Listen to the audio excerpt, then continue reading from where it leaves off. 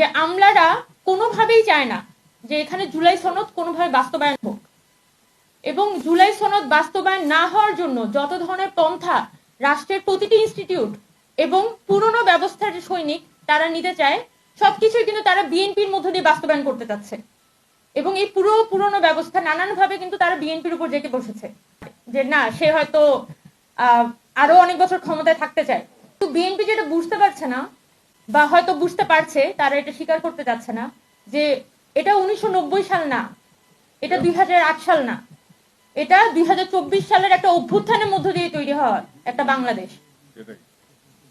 তারা যদি মনে করে থাকে, বা আমাদের যারা মন্ত্রী এমপিরা আছেন, বা আমাদের যিনি প্রধানমন্ত্রী আছেন, তার কানের কাছে যদি কেউ এই বুদ্ধি পরামর্শ দিয়ে থাকে যে জুলাই সনদকে বাইপাস করে তারা আসলে সরকার টিকিয়ে রাখতে পারবে, তারা আসলে ভুল মনে করছে।